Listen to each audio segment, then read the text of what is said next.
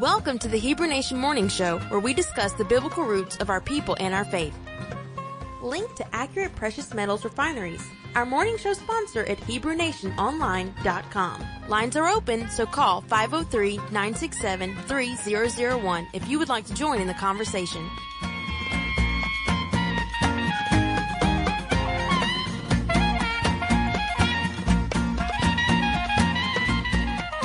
You can also chat with us online in the morning show chat room at HebrewNation.net.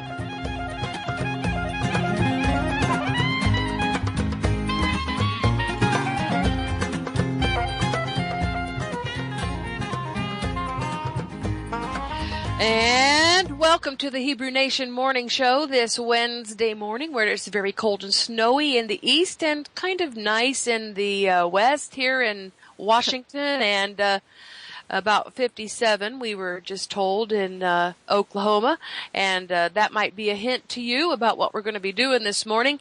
How are you doing, Teresa?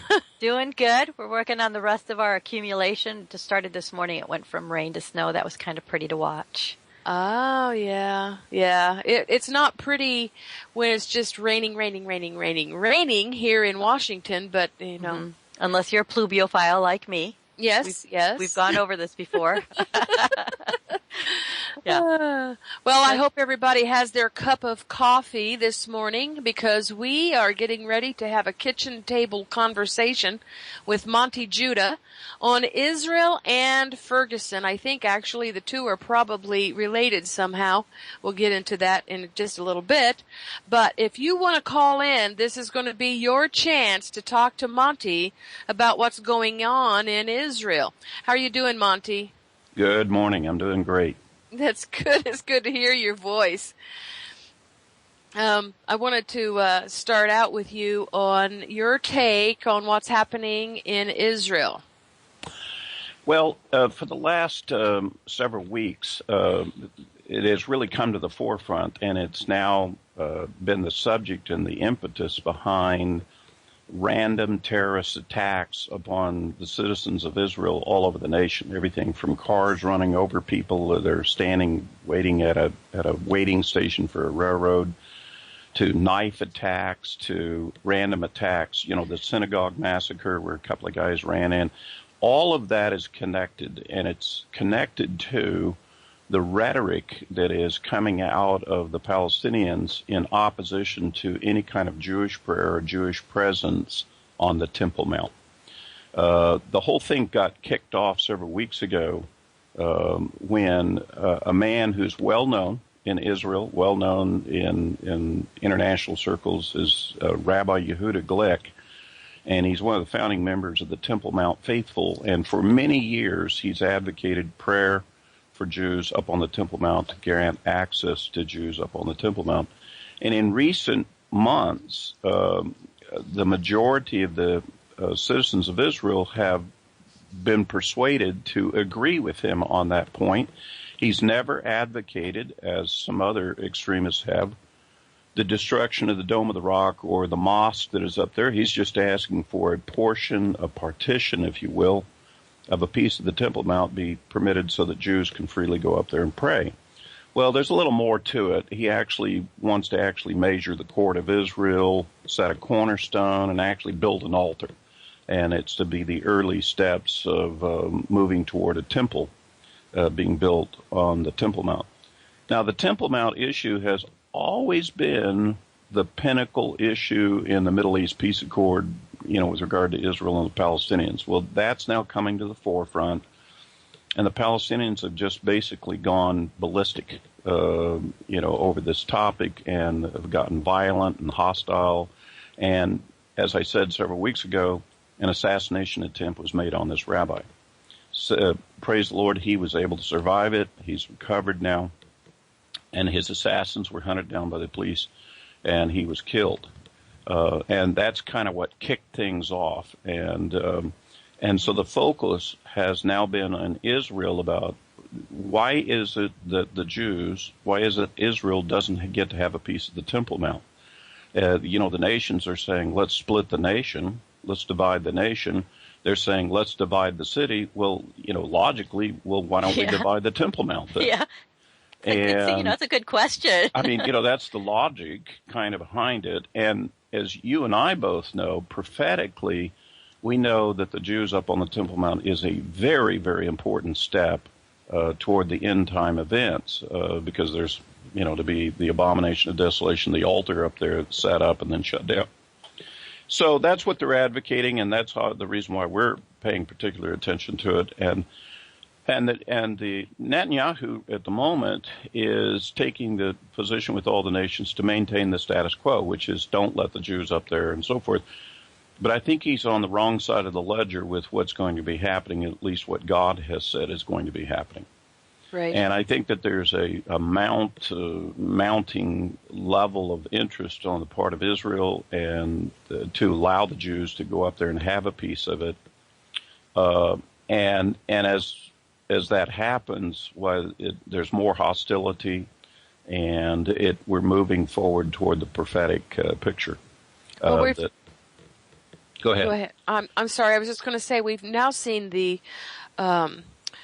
cabinet accept that Jewish state bill, which is trying to, make the world understand that Israel is a Jewish state. It's a Jewish nation. Right. And as I was saying to you before the show, this bill, I believe, is going to be another impetus for the building of the altar. And it will be that whether or not this bill gets passed.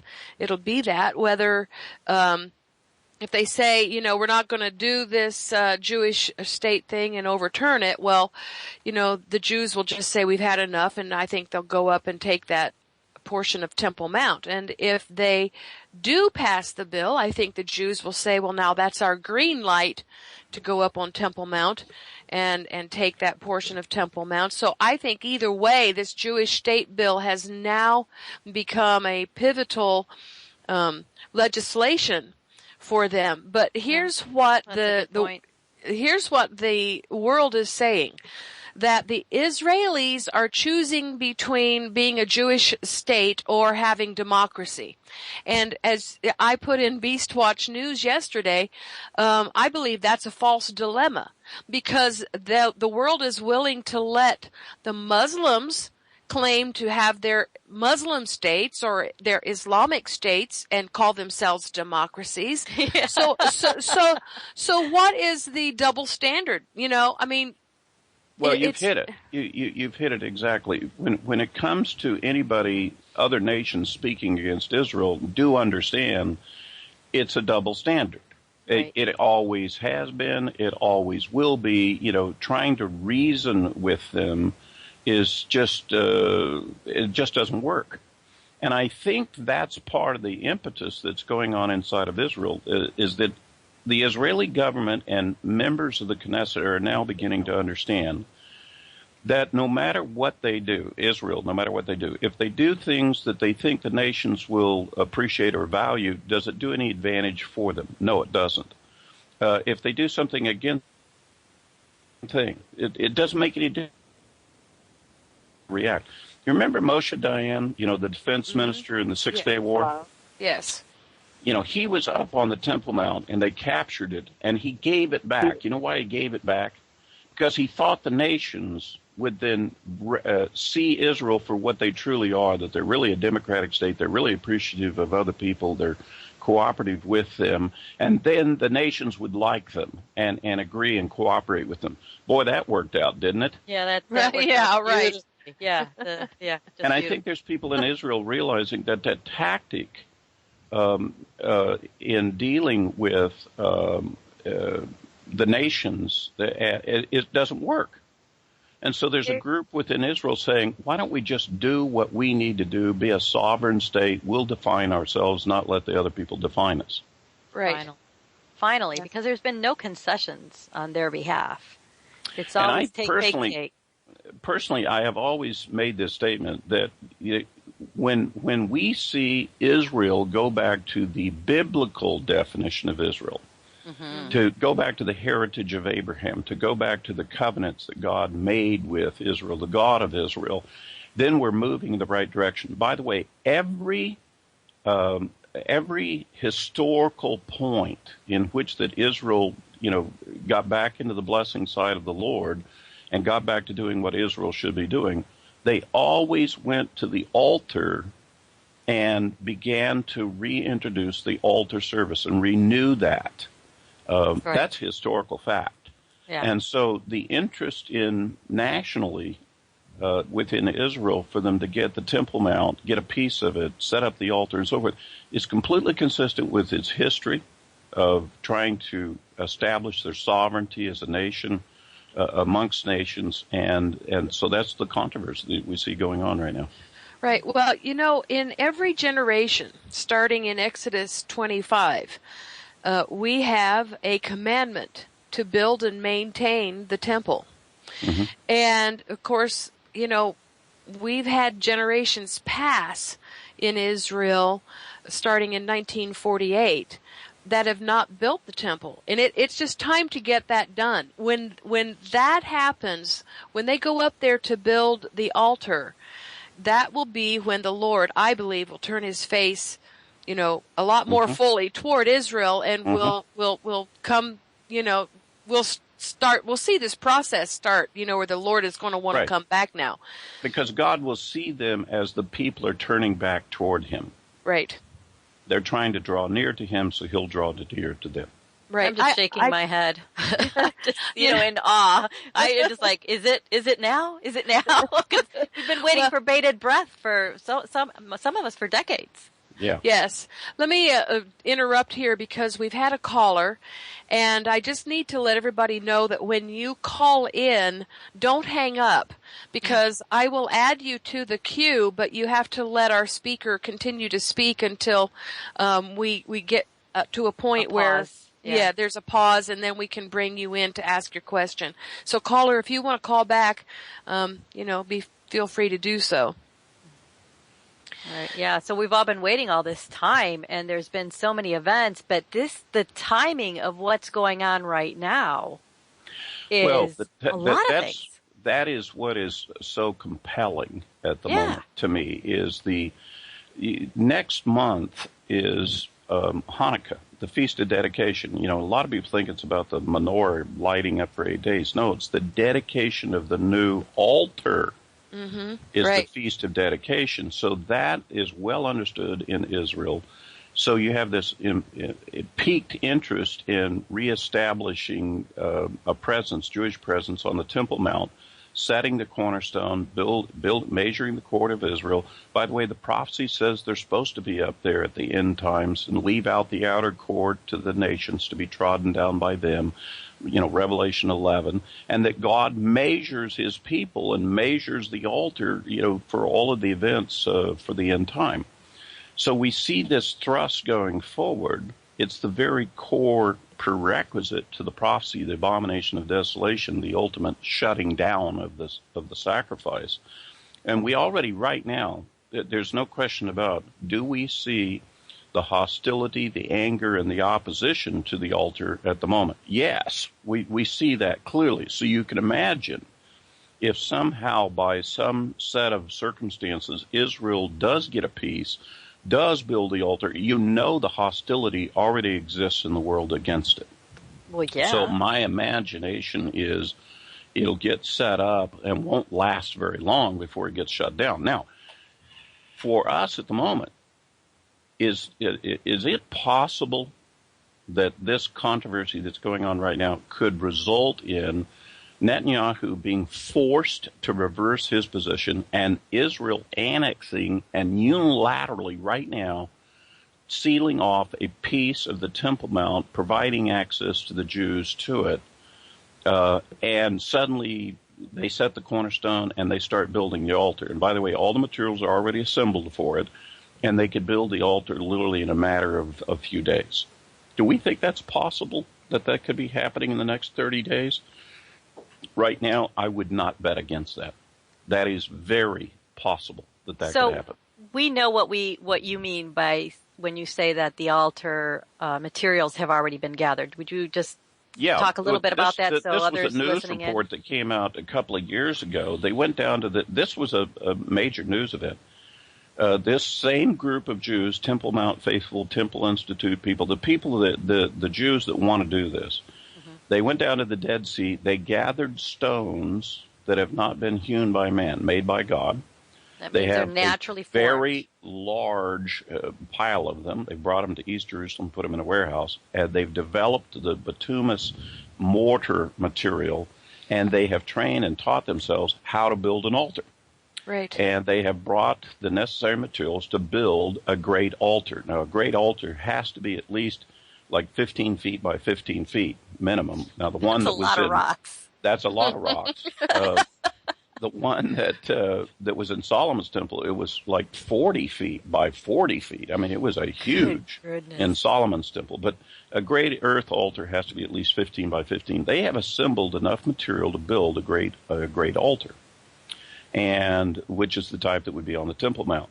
So all that is in place, and the people that would be building it and know how to build it, that's all in place. They're just waiting for the opportunity to go to the Temple Mount and start it up. And I can assure you that this is the words of Chaim Richmond, who's the spokesman for the Temple Institute. When he was asked about this subject, he specifically said that they will start building the altar and setting the cornerstone within 15 minutes after they get that piece of ground on the Temple Mount. Now, he's already emphatically said that. Right. So they're very tuned up to do this. Well, and they've already started rehearsing those Tamid offerings, the daily offerings. Correct. They already are training.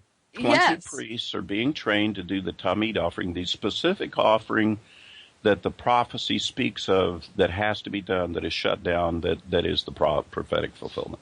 Right. And so all the pieces are there. It's just we need the ground and put them all together.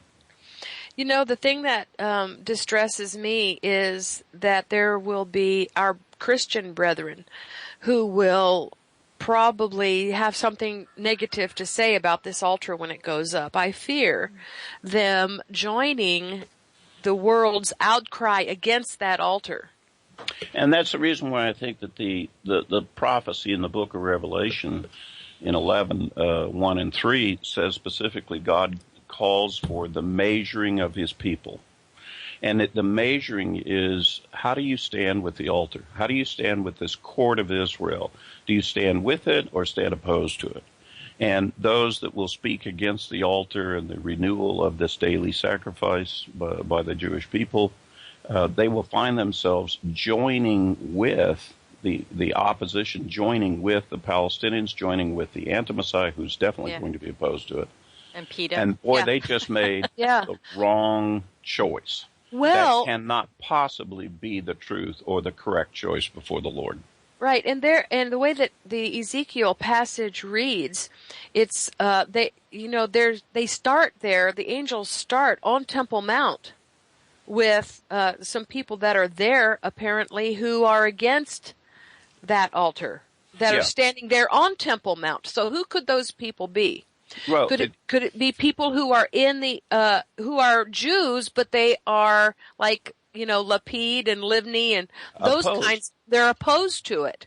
Correct. And they're going to be up there being opposed and being a bother to those who are trying to operate the altar. And that's where the angels start right there destroying those people.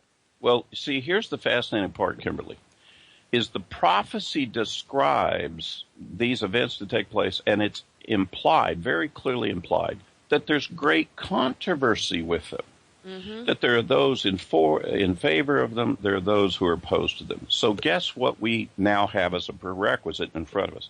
Do we see the two groups, one that's for and and a group that is opposed? Yes, we see it. Listen, just a short time ago, months ago, we didn't have this. We've got it now. Right. Yeah, it's happening very fast. And in fact, that tells us that, when this altar, I expect Monte to wake up one morning, with there's a controversy on Temple Mount and the next morning there's an altar on it. Okay? I just expect it to happen that fast. I would love to have see an the area drills. that's been cordoned off, Yeah. so that the Jews have access to it, and they're already beginning to set a perimeter between them and the others up on the Temple Mount. And I expect the Palestinians and the Arab world to be highly objecting to it. Right now, just the idea of Jews praying on the Temple Mount is considered to be a provocation. Yeah, but wait till they go up there and start sacrificing. I'd be a little agitated. The idea of praying on the Temple Mount is a provocation when they actually get up there. And then, of course, adding to the mix is like the point you made. Let's take some of our evangelical or New Covenant brethren who don't understand altars, don't understand the history of Israel, don't understand what this altar means, that it's God's ownership symbol, and it's his table that he does business with mankind. It's where he places his name on the earth. They don't understand those concepts or the implications of them. And suddenly they find themselves now joining with the Palestinians against Israel. Oh, my goodness. Right at the end of the ages, that's the position that you want to take? Yes. That can't possibly be correct. Wow. Right. Yeah. And believe in the God of Israel and believe in the Messiah. That can't possibly be correct. Well, I'll tell you what I believe. I believe that we live in the most exciting time ever on the earth. I have to agree. I have 2 teenagers. I have to agree. It's definitely a heavy-duty time. Yes. Yeah. You know, there's so much happening right now. It's hard to even keep track of. And I was just saying earlier, I would love to see the drill. I can just imagine all these men, these Jewish men with rocks on their mark, get set, go. Right. Well, there's 2 other elements that are now clearly happening that are also stimulating in the part of this whole combination. Can you tell us in 3 minutes? Yes. Or after the caller? Yeah, go ahead. Let's take the call first. Okay. Hi, Kenny. More elements. Well, Boker Tov, you beautiful women and handsome young man. Wow.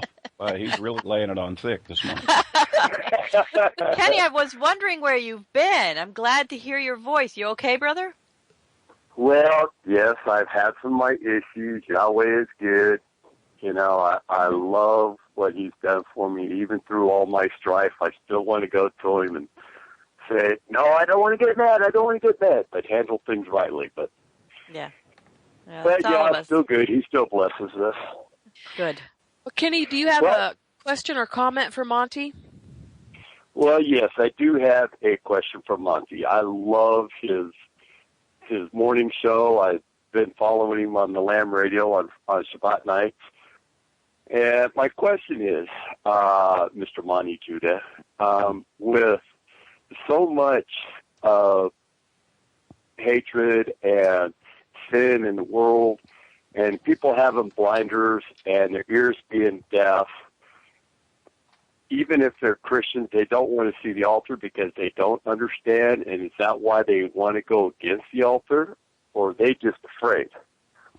Oh, I think it's a whole combination of things. I think there's erroneous teaching that has been given in the past to many brethren about the Messiah that's contrary to what the rest of Scripture says. So that's a controversy. The other is that the church has become irrelevant in today's society. Homosexual agenda, corruption within the government, the morality of just declining promiscuity. I mean, it's just, we're an unclean people living in an unclean land, and the church is not the beacon. It's not the light on the hill anymore that it was a generation ago for such issues. They just stay quiet and stay in their churches and do their little program and ignore the rest of the world, thinking that that's the way to endure it, and that's not the way to deal with the battle at all. That's hiding your head in the sand. Exactly. So they've rendered themselves completely irrelevant to the issues of the average person's life. Hey, listen, we're coming up to a break here, and so we're going to have to go through this commercial process and come back on the other side. We will see you in about 3 minutes.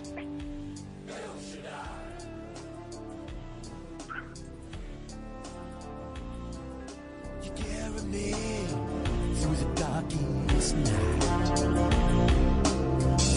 shadow of death into the light. KPJC Salem.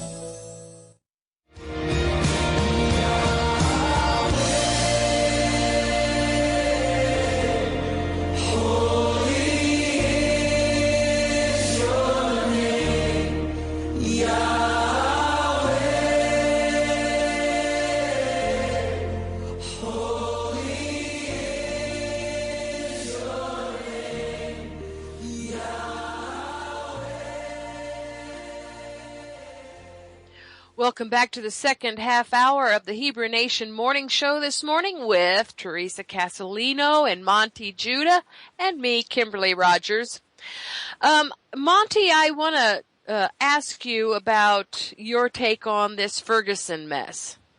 I find it interesting that what's going on in Israel seems to be starting again here in this country. And the Palestinians are using this for their own propaganda. And the Islamic State has now started to use this as their own propaganda. And of course, as you know, Obama secretly met with these Ferguson protesters and told them to stay the course, because I think he's trying to create a Arab Spring here in America. And I want to relate this to Dimitri Duduman's vision about America starting to burn from the middle of the country. In fact, Bonnie Harvey wrote an article, and it came out in the Hebrew Nation news alerts, that this could be something that's going to now just continue to grow in this country. I don't know that it will. I don't know that it won't. At this point, I don't know what's going to happen. I want to get your take on that, though. Well, first of all, we know that, from Genesis 12:3, those that bless Israel are blessed, those that curse Israel are cursed. We know that our country has moved more into the realm of cursing Israel, particularly from the leadership standpoint. Mm-hmm. And the threat to not veto the Palestinian initiative with the UN Security Council coming up here very shortly is a very threatening to Israel. And the U.S. administration, their opposition to the government of Israel and things that have been building over the last several years. Well, we have street riots and we have all kinds of problems going on in the land of Israel. Well, guess what we now have in America? We have street riots and we have problems. In other words, you wanted to put this on the nation, well, it'll be put on you. And so What do we have going on inside of America? You're exactly right. The president himself and his administration is helping to stir this up, this situation over the police officer defending himself against a black youth who attacked him, and he killed this black youth, which has now been shown to be in self-defense. It was not a killing of a surrendering man at all. Mm-hmm. But the president and his attorney general and the administration is stoking this situation to try to make it the next big civil rights conflict in America. And if you'll notice, they helped to organize and promote the idea of protests being in other major cities in the U.S. at the same time. Got the media to get all behind this, back this. Got a great news story for you. Set up your cameras. We're going to have protests in major American cities, and here at Ferguson will be the ground zero of this great civil unrest that's going to happen over the nation. So what's really happening? Well, I think the prophecy tells us what's happening, because we're in the days when kingdom will be against kingdom and nation against nation. And that refers to not only will be conflicts from country to country, but inside of the countries there'll be conflicts. I hadn't looked at it from that perspective. And that's what we're seeing brewing in all of the nations, including the United States. And this one has the potential, because we know the history of this, race riots and other conflicts we've had in the past. This has the potential to get really nasty for our country. We've had riots for decades in this country. But what makes this different this time, in my opinion, is the influence of the Palestinians and the Islamic State and our Muslim usurper in the White House. being who he is. I believe that is the defining difference between what's going on now with this Ferguson thing and what has gone on with previous riots. Am I in the ballpark? Yes, I agree, because, let's take a page out of the book that the president has studied extensively, and I'm not referring to the Bible, the Saul Alinsky book. Right. Which he, promoted revolution, and that's how you make change to cultures and nations. That's what's going on here. The president is all for changing the customs and the culture of this nation, and he does so through revolutionary kinds of tactics and doing erratic things and lawless things and getting in your face kinds of things. And it's the tactic is to break the norm, break the culture, the customs of the people, to get it to shift, to be a ground shift, to move in the direction they would like to have. And they do it by exploiting anarchy and chaos.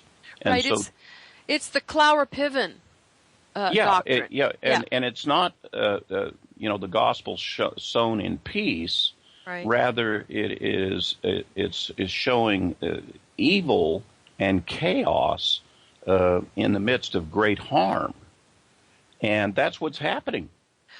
Great harm is taking place to many people, individuals, families. A lot more people are going to get hurt by this process than there ever was on the street when Michael Brown decided to attack a police officer. Right.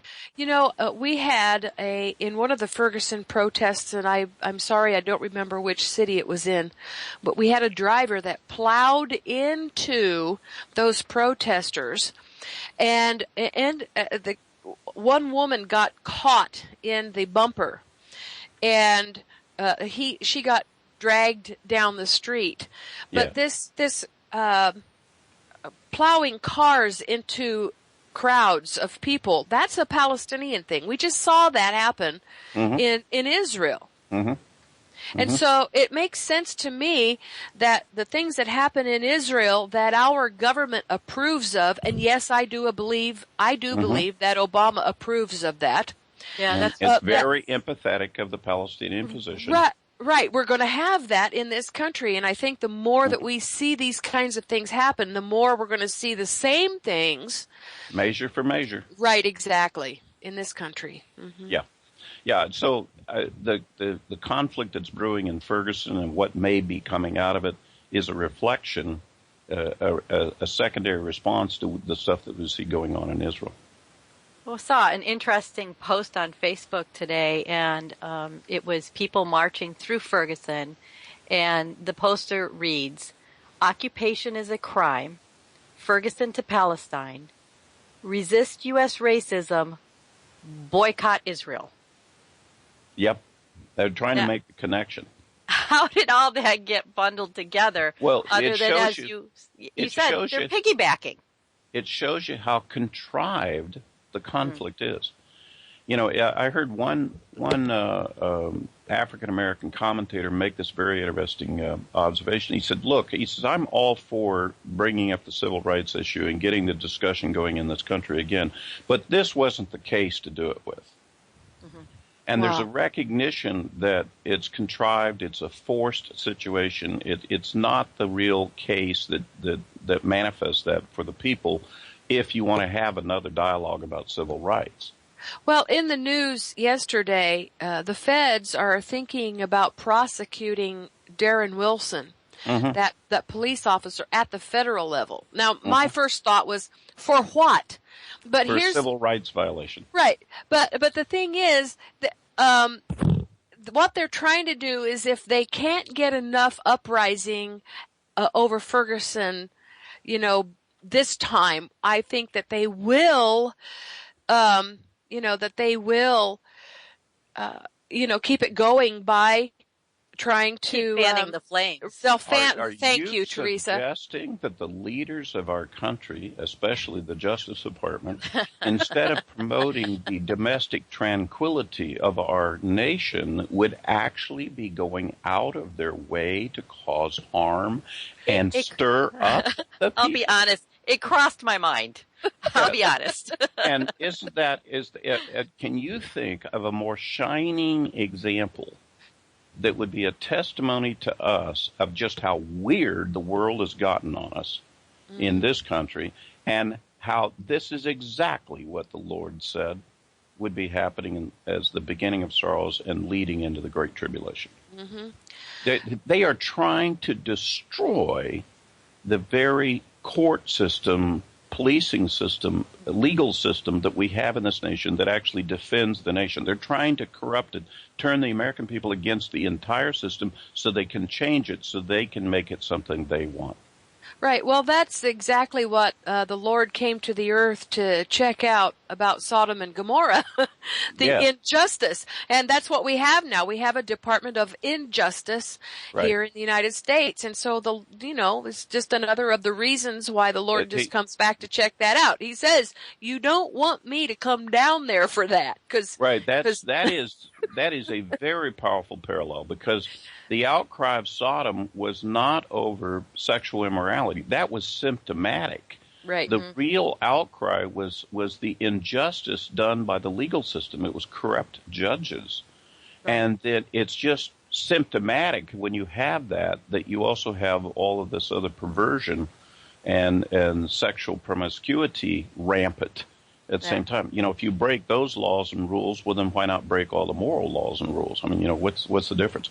And now with the president actually taking a very public position to be contrary to the Constitution, he's sending the message. He's building the atmosphere for the whole nation. Hey, if the president doesn't have to follow the laws, and by the way, he's sworn an oath to do so, then why should we?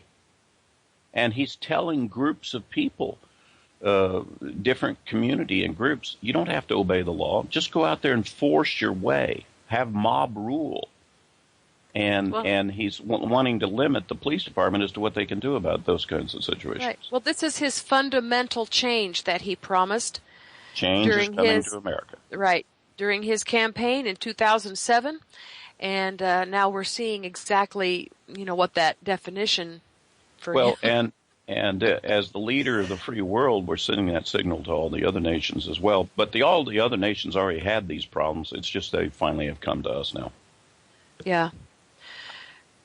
Go ahead, Teresa. Certainly, as a country, I think we're being held in more disdain than ever before in my lifetime by what other countries see coming out of this country, not only in face of its leadership, but its entertainment and its values are just ridiculous. Well, what is it? Putin was out saying, or North Korean Kim Jong was saying that we are going the way of Rome. Yes, exactly. I agree with him. Well, and here's the other thing. We've got more rumors of war now than I've seen in my lifetime. And Russia is definitely getting ready to do something. Assert their will. Yeah, and, so it's possible that while we are, in this mess here in the United States, at whatever point it happens, whether it's now or some other time, that is when our enemies will attack us, And, well, that's part of the judgment. In the Great Tribulation, one of the great judgments of the Great Tribulation is peace is taken from the earth, that warfare becomes rampant. And we see the seeds right now of how multiple conflicts could break out into war in a multitude of ways. All of that is laid out, before us, and we can see how the prophecy will be fulfilled very easily. With good being called bad and bad being called good, with the media taking over what we're supposed to understand with what's happening. Correct. It's all theater. The righteous are called guilty, the guilty are called righteous. Yeah, exactly right. And righteousness exalts a nation. You do the other stuff, it tears the nation down. Right. I think that going back to what it says in Ezekiel about the messengers or the angels going out from Temple Mount to measure the Lord's people, I think that really will be the defining moment when the wars become rampant on the earth. That means that it is the Lord that brings this judgment on the earth, of the wars. Yes. Okay, well, in fact, all of the judgments that in the Great Tribulation originate from the altar. Did you know that? Right. Yes. Yeah.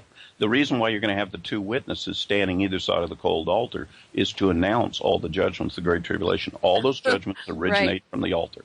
And I wonder if Fox and CNN and MSNBC are going to be there to put the microphones up and say, okay, announce the next one. Al Jazeera, I think they'll all be there because we'll all be able to see them. I think they'll all be there. I think the whole world will see it together. Telemundo, Univision. That's where the controversy is at. Everybody's going to get to see it. Yep, and I think that's where we get the image that speaks. Because when the Antichrist goes up there and starts talking, the whole world is going to see it on their, whatever TV station they're watching. iPhone, Skype, everything. So this is not going to be a secret event. The whole world will know about this is going on. Yeah, exactly. So in the past while here, because of everything all the information that's coming out, besides from the news and from Beastwatch News and all that, it's the teachings that we're discovering more, the other dimensions that are in Torah, that it's not just what's written. There's more between the lines, and it's got quite a bit of depth. Like, I've been getting more, I'm in trouble. I don't think I'm meeting the qualifications here, and I don't want to be one of the ones that are outside the gates weeping and gnashing of teeth because I'm ashamed for not having done everything. Are you guys going through that at all? Yes, I am. I would have to agree. To me, it's extremely humbling and fearful, awe of the Lord. And the humility of, look, I understand a couple of things here. I don't understand all of the things that are going on. And this is massively bigger than me. Or I can't even get my head wrapped around all of the different things that are going on at the same time. In fact, we were just talking about the Temple Mount and the urge of the Jews to get on the temple. I can list off several other items just as compelling as that is at the moment that's pointing to we cannot look past this winter. There are other compelling issues happening in real time in parallel with that's leading us to all of the events that the prophecy speaks of at the start of this. And just getting my head wrapped around all of them is incredible. I mean, I'm just like, it's like, you're trying to cross a fast running stream of water. Yeah. And it's a rapids and it's just, it wants to wash you away with all of the material and all the information that's available. I don't know if Eddie's ever said this to you, but, sometimes when he and I are talking, he'll say, I'm pinching myself. Is this really happening? Is this real? Yeah. It's one thing to talk about what the Lord is going to do in the future, and then suddenly we find ourselves in a follow-on period of time where that exactly is happening. And you go through this kind of a phase shift thing going, what? Yeah. Wait a minute, that's what I said. That's what you said. Oh my goodness, that's what's happening. That's exactly what's happening. And there's a place in the scripture that refers to this. The people going through the shock of, it says of them that they will see the word of the Lord happening in front of them. Yes. And it being an awestruck moment. And I'm getting the sense of that because of so many things that are happening. And instead of being a observer, you are now actually becoming a player. You're a participant. You're not a spectator anymore. You're in the game. No, because it's been really easy to sit back and go, well, I believe that, the altar's going to go up, and I think that so-and-so is going to be the Antichrist, and this guy is not, and whatever. But now it's like, what is the least common denominator is my question. If I don't know anything else, what do I need to know? Right. To trust him. Yeah. That's the righteousness by faith, just to trust him. And cling to the Lord. Grab hold of him and cling to him. Right. We have a caller. Daniel, do you have a question for Monte? This might be our next guest. Is this Daniel Holdings? Yes. Yes, I'm sorry. I was calling in prior to my time with you ladies. Monte, I just, while I'm on, I just wanted to thank you so much for revealing the things and talking about the things that you do. You know, the Bible says that in the last days that Jerusalem will become a bowl of trembling. And we are certainly seeing those things. And I so much appreciate you bringing those things to the table and talking about them this morning, because I think that it's a lot later than we all think. And so, yeah. In other words, late in the age, getting to the end. Yes. It certainly is. And I'll just I'll let you finish your show. I was just calling it. I'll be calling you on Skype in a few minutes, Daniel. Okay, great. Thank you. Okay, all right. So bye. now we know Daniel is it. Go ahead. Well, go ahead, Monte. Well, I was going to say, using Daniel's observation, the one I've always liked is that little printed text they put in your outside mirrors. Objects are actually closer than they appear. Yes. And that's what's going on about the end of the age. You know, I mean, you look in the mirror trying to see what this thing look at. But some of this stuff is closer than you realize it is. Yeah, you don't want to be turning around and being face to face with the wrong face. Slightly, and oh my goodness, it's here. Can I just add? I just really feel led to add two things that complement what we were just saying here. Okay. Number one, you do know the Palestinians are getting ready to go before the UN Security Council and to ask the UN Security Council to authorize them to declare the Palestinian state. Right. And they're going to do it on the 1967 borders. They're going to do it on the basis that that's going to render Israel and its settlements and all of its stuff in the other areas illegal. And Joel 3 specifically says the nations, when they divide the land of Israel, this is one of the reasons for the day of the Lord. This is what actually initiates some of the day of the Lord stuff, which is right at the end of the age. That's number one. That's profound. And by the way, the United States will not veto that. Right. The president's already told Netanyahu he won't veto it. Not going to veto it, right. So it will go through. Number two, this is off in the distance. This is in the springtime now. In April, the word is now out and beginning to circulate, and it's going to be coming into the news that the Queen is going to abdicate the throne, and whereas she thought she wanted to skip Charles and give it to William, William has declined the crown, and it's going to go to Charles.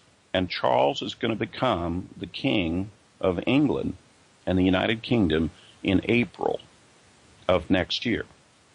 I have been for years and years and years, this is most of my lifetime, I have watched this man, and he seems to satisfy the prophecies of the identity of the anti-Messiah that will come.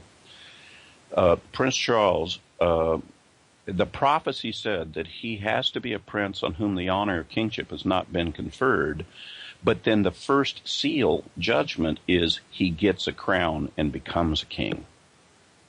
So literally right now are staring at, are you ready for this? We now know that according to this plan, if everything is understood correctly, in April, the first seal of the book of Revelation is going to be opened. In April. Now that one is as compelling as the issue of the altar getting ready to come up. Because not only are we seeing the things that lead to the Great Tribulation, we're actually seeing the first elements of the Great Tribulation, the first events of the Great Tribulation. They're taking shape, and the plan is going into place for them to be there as well. That's a whole nother subject about the identity, the anti-Messiah, and so forth. But I have been on this subject. I've been on this subject for more than 40 years. I've been tracking this for 40 years, and everything is now lining out as anticipated. And I'm telling you, I'm trembling that we're now seeing this thing I've been talking about for so many years suddenly taking shape.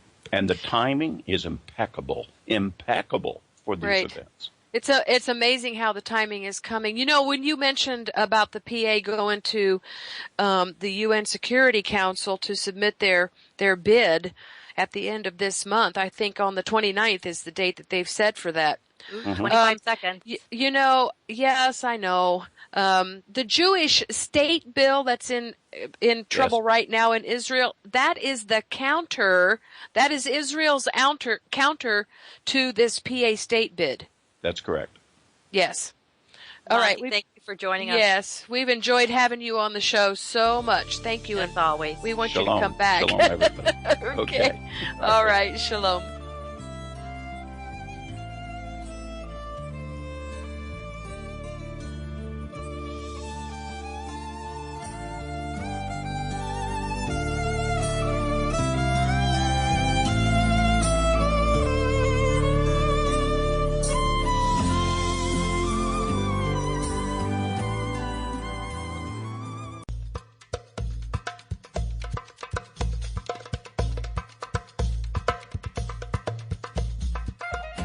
Welcome to the Hebrew Nation Morning Show, where we discuss the biblical roots of our people and our faith.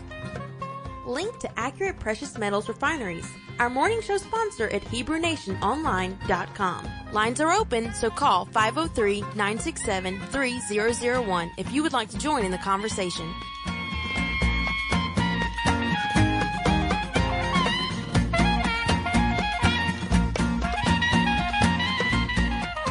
You can also chat with us online in the morning show chat room at HebrewNation.net.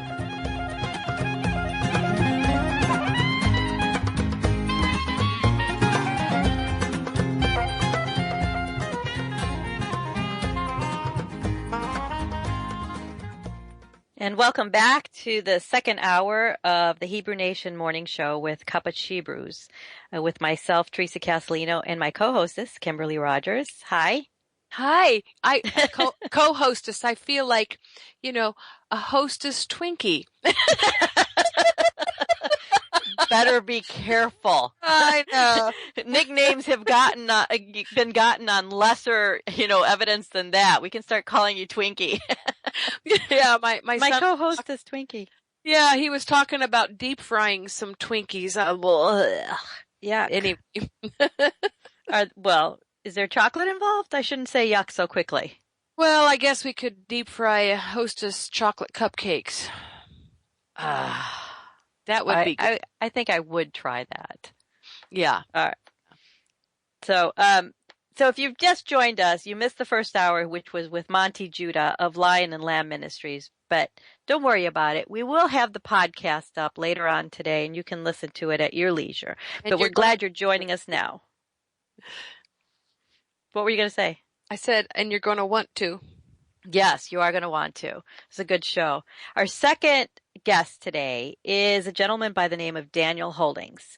And you may have heard about him because he's written his third book now in a series. And I have a sense that there's another book coming because of the way this one ended. And we'll talk about that in a second. Daniel Holdings is our guest today, and he's written the books. And here they are in order. 3 Days in the Belly of the Beast. Darkness. Oh, I missed that one. Darkness. Help me out, Daniel. As the Darkness Falls. As the Darkness Falls. And then the third one, which is Between the Veils. And all three of them are currently available on Hebrew Nation Online. So if you're interested, we would appreciate it if you would go there to purchase his books. They're pretty interesting because this is what I found different. And other people do it, but not the way you did it. In that you're writing a story from a Hebrew roots perspective, for one thing. So you're not going to find that many authors that are doing that.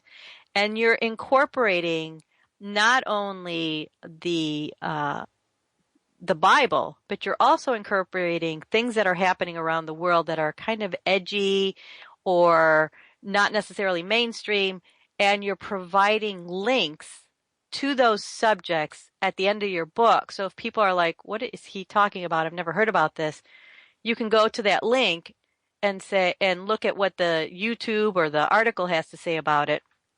And if you're interested, you can continue going to other related articles about that same subject. Well, that was the idea. That's something different that I did with Between the Veil. But before I even go there, ladies, thank you so much for having me on. You guys are a couple of serious people, and your guests are so serious and so knowledgeable. I'm still trying to figure out why the heck I'm on here. I really appreciate it. One of the things that I found when I about 5 years ago, when we hear this phrase paradigm shift, and I really had about 5 or 6 years ago, this huge paradigm shift. Through circumstances, my business life changed and my home life changed. And I ended up moving. And when I moved, I began to attend a Bible study where they actually began to talk about, or they were talking about, Hebrew roots issues. Now, I've always had an affinity for the Jewish people and the Jewish state, but I'd never really delved into that kind of thing. So it began to percolate some things in my heart and my spirit, and I thought, I really need to talk about this, and I didn't know how, because back then I had no idea that there was in fact, it wasn't until about a year and a half ago, that I even heard of a Hebrew roots movement. I thought, okay. I thought, when somebody said, "Oh yeah, we're involved with Hebrew roots," that I was like, okay, they kind of think like I think, but I had no idea about Hebrew Nation or the kind of teachings that are out there. So I am so appreciative of the work that you guys are doing. And then with that whole awakening to the Hebrew roots movement and issues, I delved into science and physics and all these other things. And it was this whole other discussion as far as, what the Bible is really talking about. And why do we always so super spiritualize things in the Bible? So I wanted to bring to the table some sort of discussion that would make it palatable for the average guy. Well, you can't just have a dialogue with them because their eyes glass over. They look at you like you're crazy. So, Adonai gave me the idea of putting it in a story form. Who did? A novel, so that you can read it easily. It becomes entertainment, but at the same time, it also educates you. So part of that education in that last novel, it's not the same with the first two novels, but that last novel, I had the idea to put those hyperlinks in there, and in the paper copies, there's links that you can type in your web browser. But yeah, to show people that I may be nuts, but I'm not that nuts because other people. You're not the only one. Exactly. So who gave you the idea to put this into a book? The Lord. I didn't, I have never seen it. I just did it. It was just something that came up. Is this the first time you've written any books? Well, the first published book, I like many would-be authors, had attempted to write a few different books, and I never finished them. So this was the first time with 3 Days in the Belly of the Beast that I actually finished a book. So that was, that came out initially. What's on your website is the second edition. The first edition came out, I'm guessing in 2010, maybe something like that. 2010? I think so. The first edition. Okay. Well, a lot of the things that you covered are, like I was saying to the folks, I've heard of them. Like we've talked to L.A. Marzulli, and we've talked about the Nephilim. Right. And we've talked about the others, and we've talked about people that are associated with the Vatican, and we've talked about the telescope called Lucifer. Right. What does that stand for again? Do you remember? It's some long scientific name that I can't. I was hoping you'd remember. So the Vatican has a station where they can look at stars, and their telescope, the name of the telescope is called Lucifer. Well, that's only partially correct. There's a mountain, and the name of the mountain escapes me at the moment, but there is the Vatican Observatory at the top of this mountain. Now, why in the world the Vatican would have, and for those that hear this discussion and go, okay, he's going to knock Catholics, that's not really the point. I'm just talking about the facts. No. This is real information. It's like Dragnet, just the facts, ma'am. About the facts. The fact is that the Vatican has a Vatican Observatory at the top of this mountain, and they are gazing out at the stars. They have a device on their telescope. It's an infrared device, and the acronym for the device is called Lucifer. Yeah. Now, there's a whole discussion in the book of why it's called Lucifer and what it's for and what they're doing. But I will tell you, without giving too much of the book away, Teresa, that that discussion about what they are seeing happened. It happened. What they see is real. I didn't go back to that, but there's a couple sightings in the book that you can look up for yourself. But that discussion about what they are seeing is real. Really? Yeah.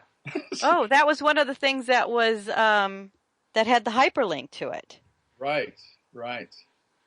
I was looking up. Okay, so if you just type in observatory and Lucifer, you're going to get all kinds of hits. Vatican astronomers are searching for alien life. Lucifer instrument helps astronomers see through darkness. Large binocular telescope. That's what it stands for. LBT. It's something like that. Yeah, that's what and Mount Graham. Mount Graham, that's the name of it. You know, there's an excellent book that, and I don't know this gentleman. I know a lot of those guys. I know L.A. He's a friend. Yeah. But I don't know Tom Horn. And although I've talked to Chris Putnam, I wouldn't say I know him. Yeah. Tom Horn and Chris Putnam came out with an excellent book called Exo Vaticana. Tom Horn is a scholar. He's not some crazy conspiracy nut, although you could think that when he talks about the things that he talks about. But he's a very educated man.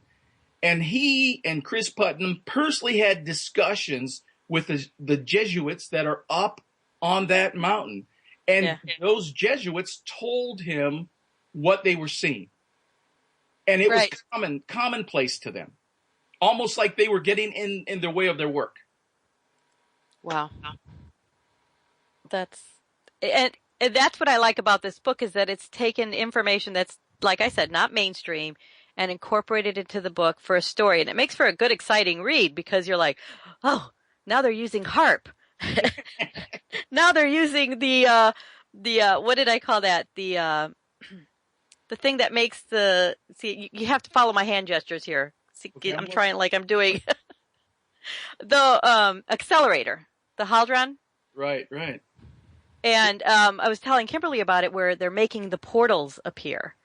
Right. So it's good fun. Now, there was one thing that you talked about that I had never heard about, and I was asking Kimberly, but we had to get going with the show, and it's called a skyquake. Oh, a skyquake. You know, back in 2012, there were several instances all around the world where these strange sounds were occurring. And there are links from the book to just a couple of those videos. But and they were all over the world. They were in the Ukraine, they were in Russia, they were in Australia, they were in Minneapolis, Minnesota. They were, in Northern California. People were hearing these strange sounds, and it sounded kind of mechanical, and it sounded kind of, but they started referring to these sounds, and they didn't know the source. They knew it was coming from the sky, but they didn't know the source. So they started referring to them as skyquakes. So that's where the phrase came from. Is that the kind of the groaning that people hear? They're still hearing it. That's right. Yep. Because I don't know if you get Beast Watch News or not, but every day except for the Sabbath, Kimberly collects headlines from around the world, and this is one of the things that she's reported on. Mm-hmm. Yeah, no, I don't get Beast Watch News. I'm making a note here so that I can start getting Beast Watch. I've been called a watchman, and that of course comes out of Isaiah, I believe, about a watchman on the wall. But I like to refer to myself as a donkey instead, right? I'd much rather be. Pray tell why. Well, only because of my ego, for one. But Balaam's donkey opened his mouth when the time was appropriate, and he said what was needed. Right. That's all I want to be. That's all I want to do, and that's what those books are designed for. They're designed to talk about those things that need to be talked about. But I would be remiss if I didn't talk a little bit about how I think. So, if you can bear with me, it would be helpful, I think, for those books and the listeners to know that this crazy discussion came about as a means of conveying some of the things that I believe the Lord gave me as far as my thought process goes. Okay. Now, we are, we live in a 3D world, right? Height, width, and depth. Now, Einstein said that time was the fourth dimension, right? That's what the D stands for in 3D. So Einstein said that time was the fourth dimension. So in essence, we live in a 4D world. And I listened to some of your oldest shows, and you've talked about this concept about linear time and how we live in linear time. So that would be the fourth dimension of our existence. Now, M theory, which is physics, says that there are 11 different dimensions. So I just simply ask the question, hold on a second.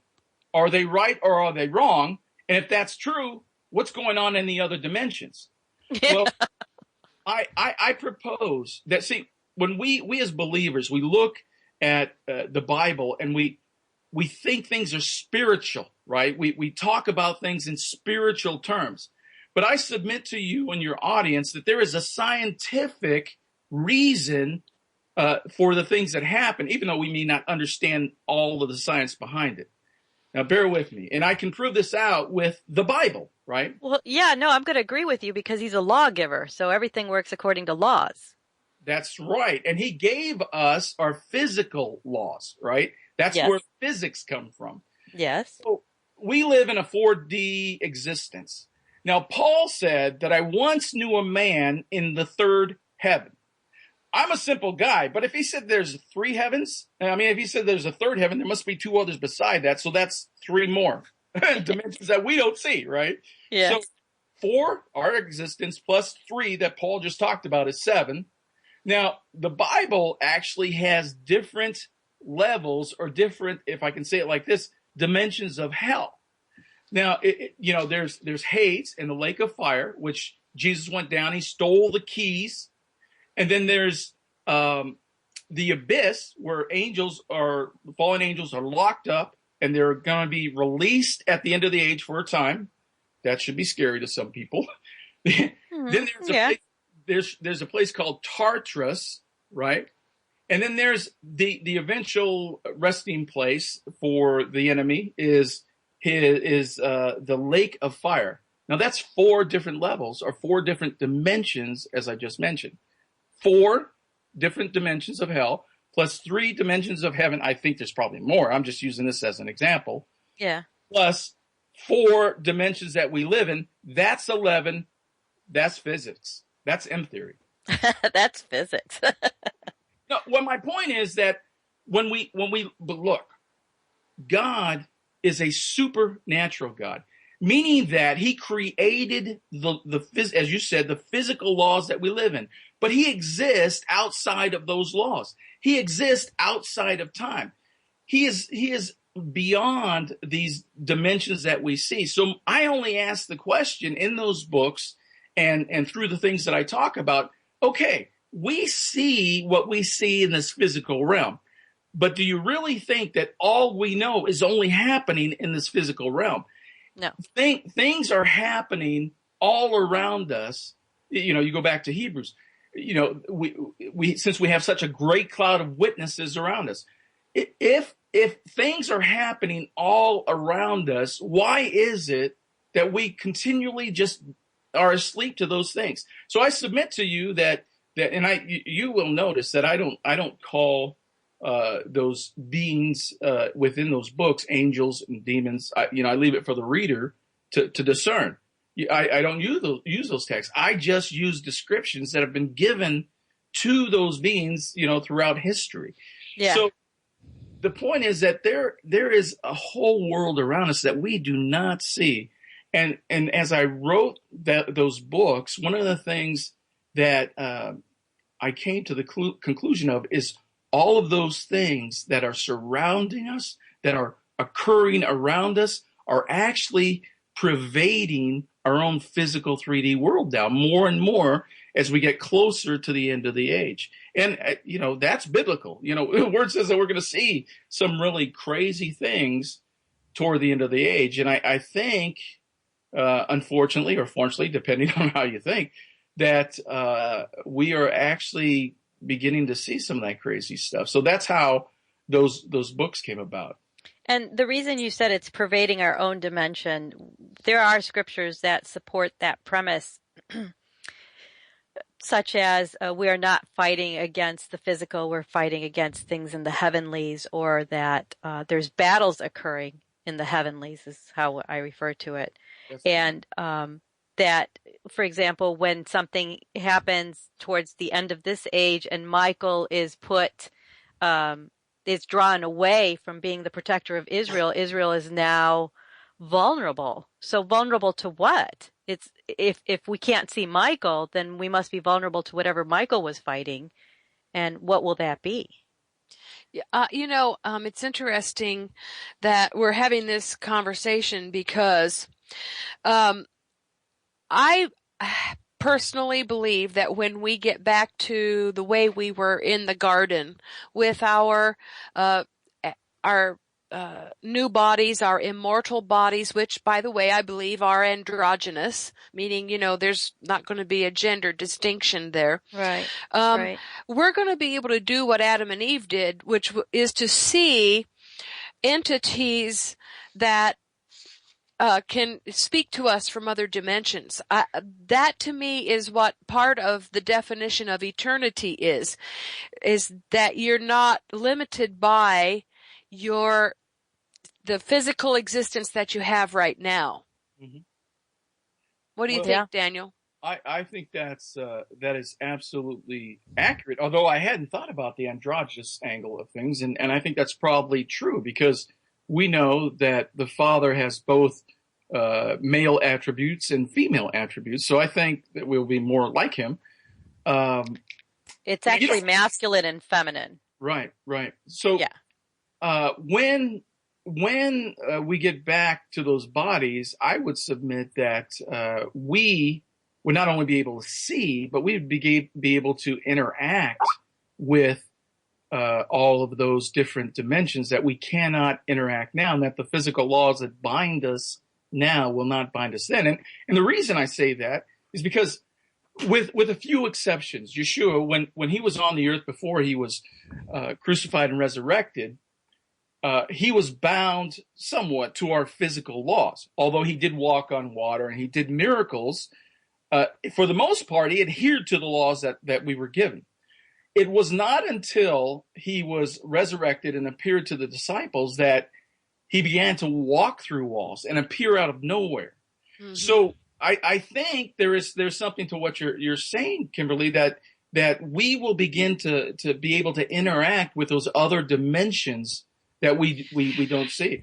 Right, because you know what my definition of dimensions is not exactly what scientists say. I believe that dimensions are actually their eternity.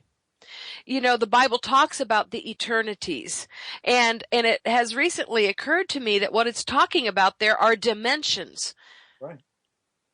No, that's absolutely right. I one of the things I tried to fathom in that first book, 3 Days in the Belly of the Beast, we have so many things that are going on in the Old Testament, crazy things that appear, how do you explain, axe heads floating on water, wheels in the sky, all these water chariots flying through the sky, and throwing out your cape and the water stopping and superpowers. All superpowers. So okay. What I tried to discern was what is really going on here. We can say that they're just miracles and let it lie at that, and we would be accurate to say that they're miracles because they certainly are. But what I tried to think about was what is the reason behind that and why are they phrasing it that way? Well, you think about the peoples that around 4,500 years ago, they didn't have the science and technology that we have today. Mm-hmm. They thought differently. So how would God come down to people and talk about things in his word in a way that they would understand it 4,500 years ago, in a way that we would understand it 2,000 years since Yeshua? Well, he would say that axes would float on water and leave it at that. Well, yeah. We've got only about 10 seconds before the break, but when we come back, I want to talk with you about Star Trek. Yay, Trekkies! Yeah. Well, I have some theories about some things in the kingdom, so we'll be back on the other side.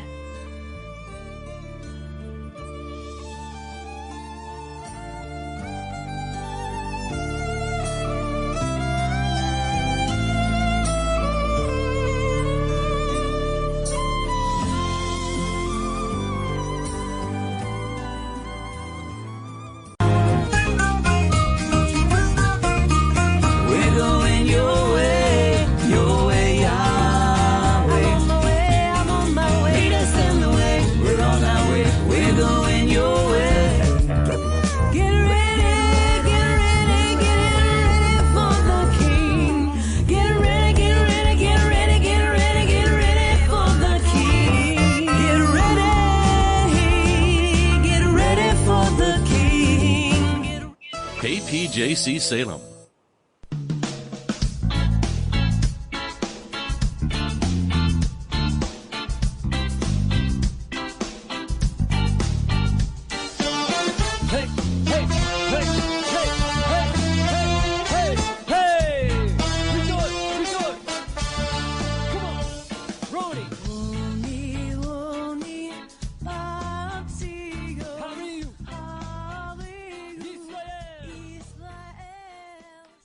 And welcome back, everybody. We're down to the last half hour of a 2-hour show that runs by like in 8 minutes. I know. It's amazing how fast it goes, especially when you've got good guests like Monte and Daniel. I think we've entered another dimension. I know. Time doesn't work the same way. Which brings us up to Daniel Holdings. He's our guest today, and he has written 3 books. They're all available at Hebrew Nation Online, and they're fiction. And I'm going to put little quotation marks up in the air, and I'm letting you know, because what he does is he uses Bible verses and Bible concepts, Bible ideas, what's going on in the Bible, and then he combines it with things that are happening right now to give you a story. And his main character is Dr. Cuppa, and he travels around the world through the dimensions, which is one of the things that we see Yeshua himself did when he was resurrected, because we'll note that he was, as Daniel pointed out before the show's last half, he was appearing suddenly. He was walking through walls. He rose up into the air. There's just so many things that were in the language in the Bible that if we look at them today, we see something else just because of the advances in science. So it's a pretty cool concept that Daniel has taken hold of and incorporated into his books. But in the last half hour, we ended the half hour thing. We wanted to start this one talking about Star Trek. And Kimberly, I suspect you have something in mind when you wanted to talk about that with Daniel. Well, it ties into what Daniel is talking about, because we were talking about dimensions, and in the kingdom, I believe probably after the millennial kingdom is over, because that's starts the new round. And if you listen to my teachings, you understand that I believe that, the millennial kingdom is the end of the week. There's still some things that get cleaned up, and not all the changes will be in place. But eventually, I believe that the dimensions as we know them on earth today are going to be gone, and it's going to be kind of a permeable thing. But right now, aliens, I believe that people are going to probably think I'm crazy and way too far out there, but I believe that there are aliens, and I believe that they are the demons, and that they have to fly in spacecraft right now in order to operate in this dimension of the universe. And the reason is because this dimension, where we're in, these 3 or 4 dimensions, have laws that cannot be defied by them. You see? And so at a certain point, though, I was telling Daniel on the break, I want the Lord to give me a space shuttle, or make it possible for me to to go and visit the rest of his creation. I want to see the beautiful and glorious worlds that he has created. You know, the idea of aliens is not unique to the UFO nuts of our time. No. We were just talking about how on the break how there are things in the Bible that look very similar to alien spacecraft. The Ezekiel wheels I mentioned, a wheel within a wheel that could go in any direction, certainly sounds like something we would see today. Gyroscope. Yeah, exactly. So if I can premise my comments like this, okay, that more people in the United Kingdom believe in God. Now, this is very, very important because the word says that at the end of the age, that many people will be deceived. Even believers would be deceived. So if it were possible. If it were possible. So what is it on the horizon that could deceive everyone? Is it the Antichrist himself? Is it his prophet? I would submit to you that that's not enough. The Antichrist, his prophet, is not enough to deceive even believers. I would submit to you that if the masses began to see quote unquote miracles from the sky, that they would be deceived. So one of the senses of urgency that I had with Between the Veil when I brought it out was that this concept needed to be talked about, because I really do believe that we are going to see something relatively soon called disclosure. What is disclosure? Disclosure is our government saying, yes, there are UFOs, and here's the evidence for them. Now, there have been other governments that did that, but our government remains silent on the issue and kind of pushes it aside. But there are people, very, very powerful people in other governments that have actually come out and said that. And, there have been reputable people that saw UFOs. Without going into this whole discussion about Nephilim are half human, half angelic, right? So they would, in my mind, be bound by our physical laws. So they need a means to move back and forth. They are no longer giants, I don't believe. I believe they've been genetically modified. And what you are seeing in the sky are actually a demon seed in the fact that they're Nephilim. That said, before everybody thinks I'm crazy, what they probably already do, it doesn't really matter. I'm an author that writes fiction novels, so I can be crazy. Go ahead. Yeah, you can be creative. You get artistic license. You get a pass. But this is why this discussion is so important, because we live our lives, and don't get me wrong, audience, this discussion in no way diminishes the word. No way. In fact, it kind of illuminates the word. It colors those black and white things that we see in the word. It brings some sense to where we are going.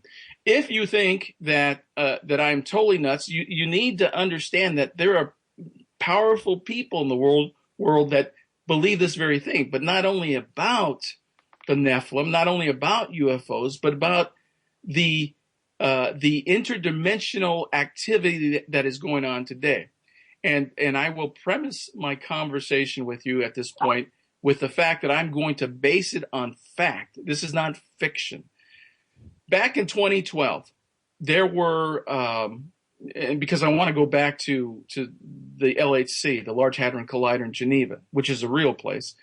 Back in 2012, there were 13 Mayan priests, shaman, if you will, that were walking across walking across the United States, and they were stopping at strategic points with 13 crystal skulls. I'm not making this up. It's not an Indiana Jones movie. And they were doing a ceremony at these strategic points. Well, what ceremony? What were they doing?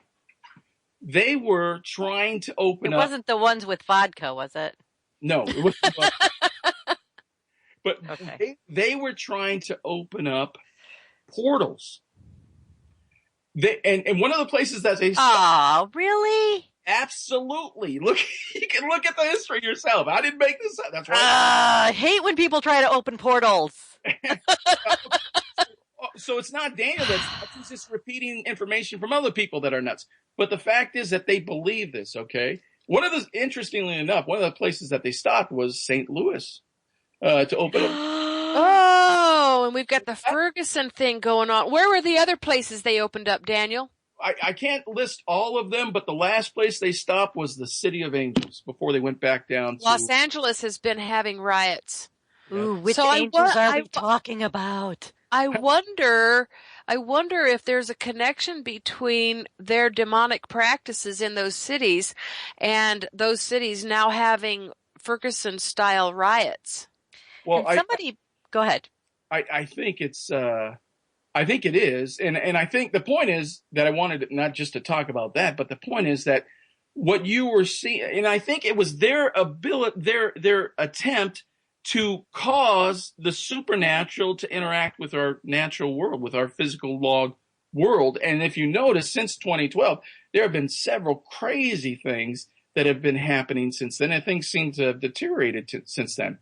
So, and their last place that they stopped, of course, was down by a Mayan temple down in Mexico, where they on December 21st to do their thing. But the point is that there are people that believe this, and they are trying to open up these things. Now, why am I talking about this? Because my first book, 3 Days in the Belly of the Beast, dealt with the Large Hadron Collider. This is a real place. It's the world's largest atom smasher. It's a joint effort through CERN, which is a joint physics type of experiment, right? Yeah. Now, in front of CERN, right? CERN has been called a means to open up an abyss. At least some people call it that. Okay, that's all nutty talk. It's all conspiracy talk, right? Yeah. If I asked you ladies, what was the mascot of CERN, and what symbol or statue do they have outside of this multi-billion-dollar facility on the border of Geneva? Do you know what the mascot of CERN is? I don't. No, let me look it up. I want to give the answer. No, go ahead. It is. I think I'm crazy. It is the god Shiva, the destroyer of worlds. What the heck are these people thinking?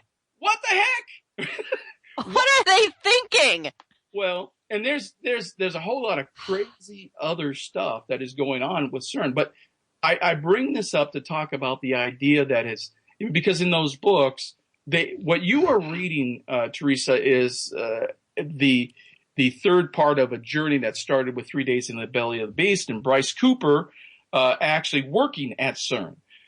So there is this discussion about what the heck, why are they doing this, and how are these things coming about, and what is going on behind the scenes. We live in a world where, we watch television, we go to work, we love our families, we do whatever, but most of us are oblivious to the supernatural, if I can put it that way, that is going on all around us. And the point of those books is to show people that the supernatural is beginning to ebb into our own 3D physical world, but it's designed to do that in a way that people can take it. Otherwise, you just say, "What the heck? This guy's crazy." Yeah. So that's stuff that has happened, that is really happening now, and your ideas of Star Trek is not too far from the truth. I mean, people look at television and they think it's all science fiction and not real. But right. I submit to you that there's a basis behind it. Well, we always say, now the Hebrews especially say that, the New World Order sends messages through the media, through TV and movies and so forth about what they're going to be doing. But I don't believe that they have the upper hand on that. I believe that the Father has been sending messages about what he's going to be doing too. and those come through in people's imaginations, such as yours, or Gene Roddenberry, for instance. You know what I mean? Yeah. No, I think it's absolutely true. I call them the group And interestingly enough, I was on a radio show probably about 4 or 5 years with Dr. Stan Monteith, and Dr. Stan had been a conspiracy nut for years, one of the granddaddies of conspiracies. And I started talking. It's when I came out with As the Darkness Falls. And in As the Darkness Falls, I introduced the group. And he said to me, he said, Daniel, did you know that the Illuminati, before they were called the Illuminati, were called the group? And I was like, what? So I think you're right. I think there is look, the enemy has his devices, but God, who is ultimately in control, also is not silent on these issues. The enemy copies what the Lord does. Absolutely, because he can't create. He's a big copycat. Right. You quoted a verse out of scripture out of Ephesians 6. It says, "We wrestle not." For those of you that think I'm crazy, we wrestle not with flesh and blood, but with the powers and principalities of spiritual forces in heavenly places. Right, and there's a long. I've done a study on the wording, the original language in this, and while we stand back and we look at things through these spiritual glasses, that is actually very, very powerful when you look at it from the original language. And it gives us if you look at it deeply, it gives the impression that what we are seeing is not all there is. And that was just that's why I did those books, because the things are not, the tagline for the second book, things are not what they seem. That was the tagline for As the Darkness Falls. And I think it's really that. I mean, we live in this cozy world where we do not really go there. We don't go to the craziness of the esoteric, However, I believe that things are not what they seem. And those things in these other dimensions are beginning to, as I said earlier, permeate even our own physical world. And soon, I believe that we will be faced with the reality that the world that we went to bed with, the night before, so to speak, is not the world that we live in now. Yeah, in fact, Kimberly, you said that in the last hour. You said that you're going to go to bed one day and wake up and there's going to be it's going to be totally changed. But Daniel, we're expecting that there are going to be assemblies of the Lord's people gathered together during the Great Tribulation, and they're going to be all over the earth, and they're going to have a pillar of cloud and a pillar of fire at each place. Yep. Now, if that's not a supernatural phenomenon, I don't know what would be. Look, it has to be, because things, audience, and this is where the rubber meets the road. This is why I had to write those books. I said it earlier. Actually, I said it when I crashed the party of Monte. I didn't mean to do that. I'm sorry. I didn't mean to do that. You're good. You're good. It is much later than we think. And when you begin to look at those things that are happening at the end of the age, there are supernatural things that are happening. Now, the word says that at the end of the age, we will be doing exploits. The body, the church, the remnant will be doing exploits. If that is the case, then we need supernatural power to do those things, because we in and of ourselves are just physical beings and we can't do that. So we need God to do. And what I submit to you, audience, is that as we, and look, a lot of people finish. As we move into those days, we need that power. And we are moving into those days.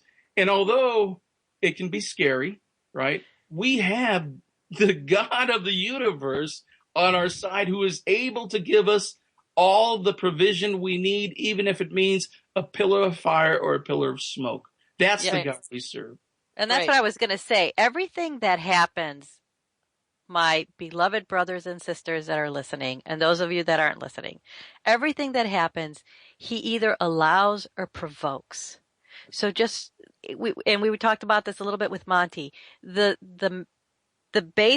lowest common denominator of all this is that the righteousness live by faith. You trust him. all the way to death, no matter what's happening, no matter what you're seeing, you trust him. That's all. That you can rest in. I know it's easier said than done, but that's it. Don't worry about anything. It's not going to change anything. Just trust him.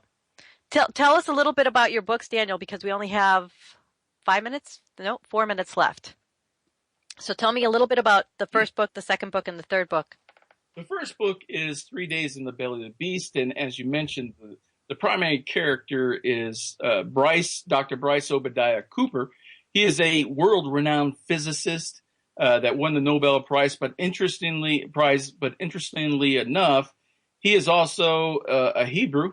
He is a direct descendant of Aaron, and that storyline plays important in the books going forward.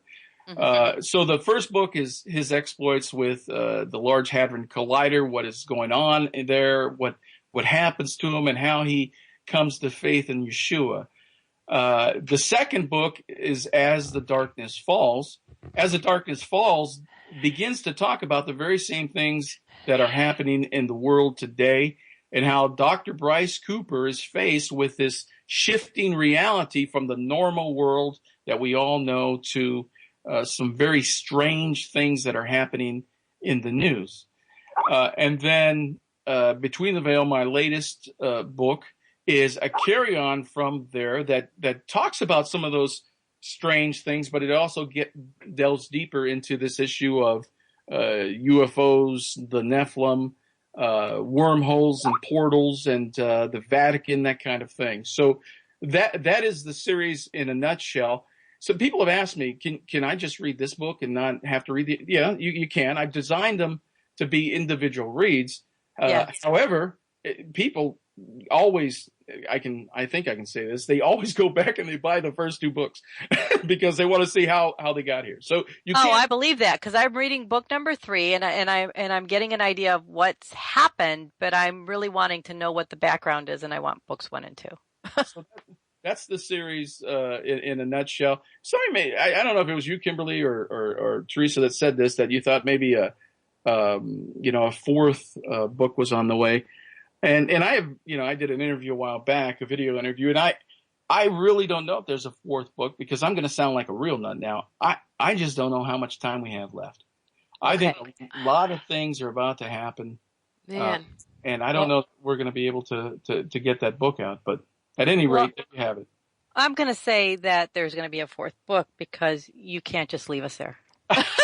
You got to get started on it, Daniel. You got to, and if the Lord, starts making things happen, well, deal with it. Just deal with it and write the fourth book. Well, I'm in the middle of writing a book right now. It's a nonfiction book. It's called A Case for the End of the Age, and it deals with those issues that we are seeing right now that are pointing to the very fact that we are at the end of the age. So if there is a sequel, it's going to have to come after that, because I'm neck deep into this other one at the moment. Let me ask you this question really quick, because we're almost down to our last minute. In the book that I got, which is the third one, Between the Veils, there is a person of the book, a man of the book. Yeah. What's the book that he's reading? It's called, darn, you would ask me that. It's A Post-American World. And that's an actual book. It is an actual book, and this is based on an actual story about the man with the book. And I won't tell you who the man with the book is. You got to read the book. So that's another book that maybe we should read, because that plays into a lot of your storyline, it seems, from what I read. Yes, it absolutely does. And that's a fascinating discussion in and of itself. But ladies, I know we're almost out of time, and I just wanted to thank you for joining us. Thank you so much for having me on. Thank you for a little levity in the middle of a very, very serious world. Look up, everyone, because our redemption is near. Yeah, yes. Well, go out laughing, regardless, because it's all about Isaac and laughing and how much joy we're going to have at his return. But thanks again, Daniel. If you all want the books, they're available at Hebrew Nation Online. We'll see you next week. Have a great Thanksgiving, if that's what you do, or day or family day. His light now shines, the darkness must flee. The darkness must flee from the living world.